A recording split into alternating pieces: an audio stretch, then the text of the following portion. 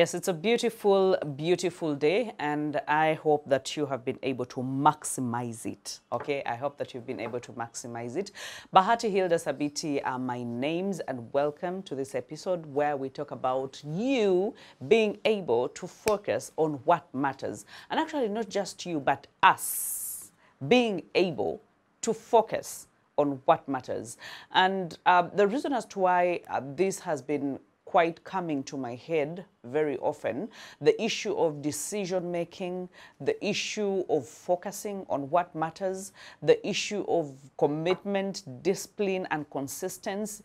It's because these are growth gaps. Okay, these are growth gaps that if we are not taking care of them, then we are leaving loopholes and leakages in our lives to lose precious time, to lose precious income, to lose precious rest, and to lose precious relationships, or to lose, you know, the wealth or the growth or the success that we really want. Because if we are where we are right now and we admit and we appreciate and we think, okay, this is, we want to be in a different place, really be in a different place, that means we must be able to seek what joins these two places, what takes us from where we are to where we really want to be. And that is the journey I am committed to moving with you, where you are to where you really want to be. Because I need to hear testimonies from you. I need you to grow to a capacity where you can call me, where you can find me somewhere. And I know so many people have done so. You bump into me in a banking hall and tell me, you know what, for all the years I have followed you, I have grown. My attitude has changed. My money has grown. My relationships have grown. And most of the times, I don't even have a response. I'm like, oh, I'm so happy for you. Thank you for following. Oh, you know, let's grow together. And it's not a statement that I just throw around, but I actually mean it when I say I want us to grow together and I don't want to leave anyone behind.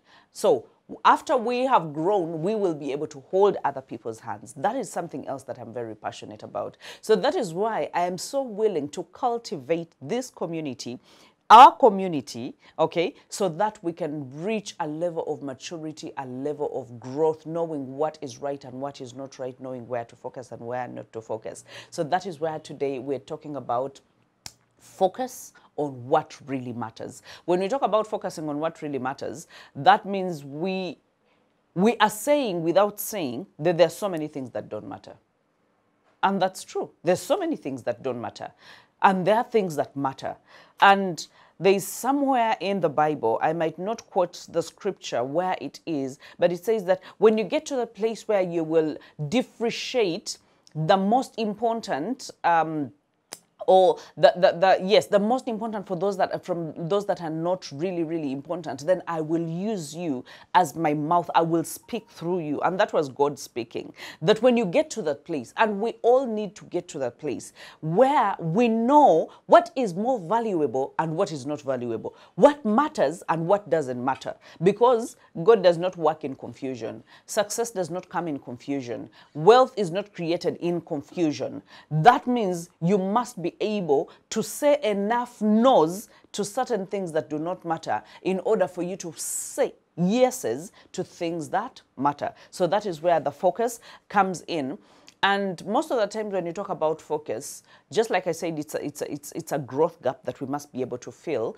But again, you realize that when we say that what you focus on grows, most of the times we tend to want to manage our time. When we say that, we tend to hear, manage your time. So we run into fixing our time. So we start doing everything in order to manage the time. But again, it's not the time that we need to manage. It's the focus that we need to manage. So that means it's a mindset issue, and it's you creating the laser focused moments, is you aligning and living in a very aligned way with the things that you want, with your priorities. Because when we talk about focus, then we talk about priorities. You cannot talk about focus without talking about priorities. What comes first? What follows? What comes last? And then what doesn't matter? Okay? So when we talk about focus on what matters, Don't run to fix your time. Oh, I want to be a good time manager. No, I want us to be able to focus all our focus, again, because you can't explain focus without using the word focus, on focus. I guess some of you are already laughing about the word focus because it's going to appear so many times in this conversation. But again, I want us to be able to tune our minds to that level so that we can be able to go along. So there are things that I put down, I jotted down, and I want us to be able to just go through them. Random statements that came flashing in my mind. And one of the questions that I want to ask you is, are you making a meaningful use of the scarce resource that is today? Now, it's possible today is ending for you, and it's possible that some of you, by the time you're watching this conversation, today is just starting. So, are you making the most meaningful use of this scarce resource? Because if we attuned our minds to knowing how scarce this day is and how rare it is and how fleeting it is and how it's going to fly away, maybe some of us would have redeemed ourselves to say, you know what? I don't have today forever. I only have today. So why don't I do today what I need to do today instead of pushing it tomorrow? So do you see how you are managing now? You're starting to manage your focus. Because now you are noting that, by the way, today is scarce. It is not going to come back to me. Yesterday is gone. I am not guaranteed. I don't know what tomorrow holds. I can only know what today holds. What am I doing with my today? Do I have a priority list? Do I know what to do first? Do I know what to do next? Do I know what to put aside? Okay? Do I know what to delegate? Do I know where I really have to be involved? I want you to ask yourself that question. Whether you're a business person, whether you're a CEO, whether you're a manager in some company, whether you're a mother, whether you're a stay-home mother, whatever category, whether you're a farmer, I want you to be able, it doesn't matter, whether you're the president of a country or whichever, I want you to ask yourself, am I making meaningful use of this scarce and precious day? The moment you ask yourself that, the moment you highlight the word scarce, you will know that this day is fleeting. It is running away. So I might as well grab as much juice as I can from this day. I might as well do as much as I can now. As much as I can, don't get me wrong. It doesn't mean doing all the things in the world. It doesn't mean doing 10 things or 30 things. For the people that are in my mentorship, for the whole of this year, just to make sure that we measure our growth, one thing that we have talked about when it comes to growth is that we need to be able to narrow down to the top at least 3 in a day. And those top 3 don't have to be the biggest ambiguous things. It can be as small as completing a task or making a call or going to see someone or getting done with that meeting. As little as that. Top 3. Because when you get the top 3 done, and this is what, because I've gotten so many testimonies from my mentees, and they're like, I used to do a to-do list. When I go to office, I would do a to-do list of 10 things, and then I would get overwhelmed immediately. I would feel like, you know what, my world is crashing. I would feel like I don't have any more energy to do anything, and I would not even tackle one thing in that day. But I've had a whole list of 10, 15 things, and in my mind, you know, in our minds, we are sure, at that time when we are writing them down, we are so sure that we want to go through them, we want to do them, and we want to fulfill them. And we feel like, oh my God, I mean, I'm just going to do all these things. And some of us, even just writing down is enough for us to feel like we have accomplished something. But how about if the 10 have not worked for you, narrow down to the 3 and ask yourself, am I making a meaningful use of this scarce, precious day today?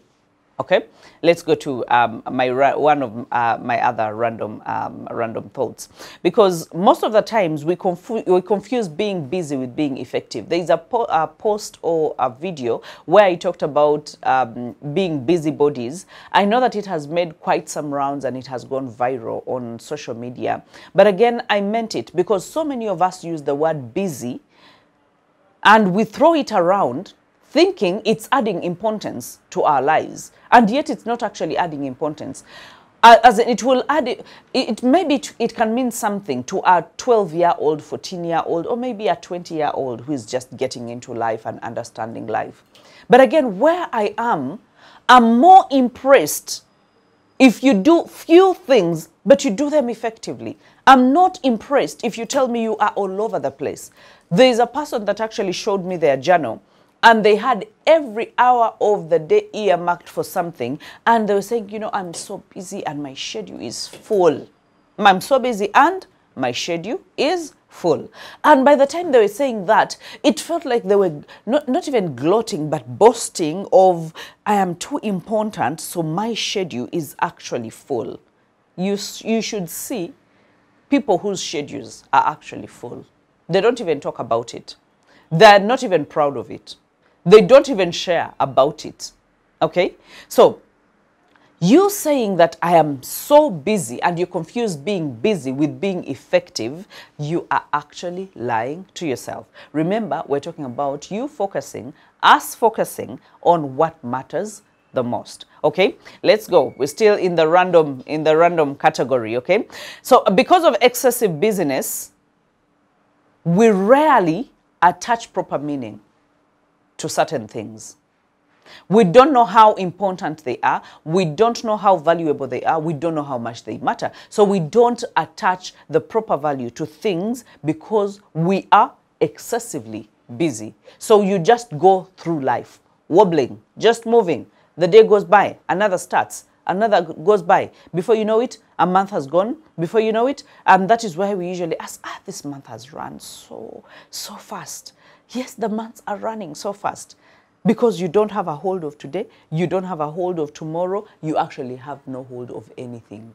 So you are an entity that has chosen not to attach meaning if you end up doing nothing. And that is what exactly I mean, okay?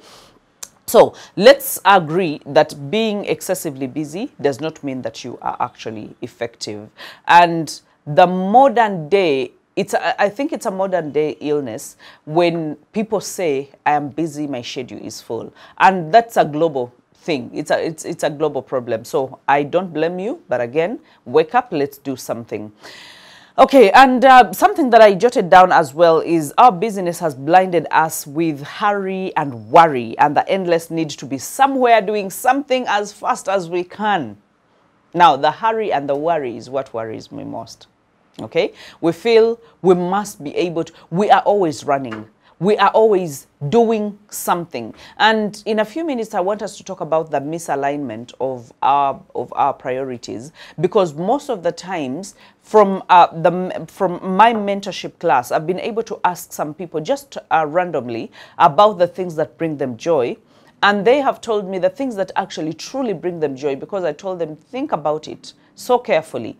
And they've told me that, you know what, I mean, spending time with my family, you know, spending time reading a book and adding a skill or something like that. And they've actually admitted that these things actually add a joy to them when they complete these tasks or when they do these things. On the other hand, I asked them if they spend as much time doing such things. And because most of them, we were talking about passion and purpose, and they told me that the time spent while doing a passion project is something that is so fulfilling and so satisfying, and is something that they really feel adds so much value and so much joy into their lives. Because we were talking about career versus passion, and so many people were in the journey, or some of my mentees were in transit. They were transitioning from career to purpose and passion, and being able to turn the purpose and passion into a paycheck. And oh my God, we are making very good progress, very good progress. But when they told me that, okay, these are the things that bring joy into our lives and satisfaction and fulfillment, and then I asked them, okay, so how much time do you allocate to those things? Most of them looked at me with a face of, I'm actually not doing what I'm supposed to do. And on asking them, they actually agreed and said, I don't spend as much time on those things. I spend as much time, so much time on scrolling on internet, on chatter that is not actually constructive, or worrying about the future.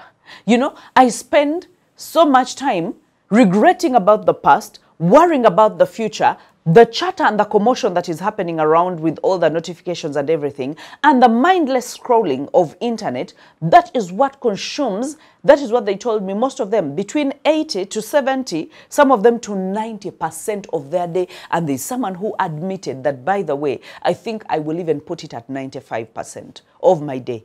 I spend it on mindless chatter, mindless scrolling, regretting about the past, worrying about the future, hurrying about things that do not even add value or even matter in my life.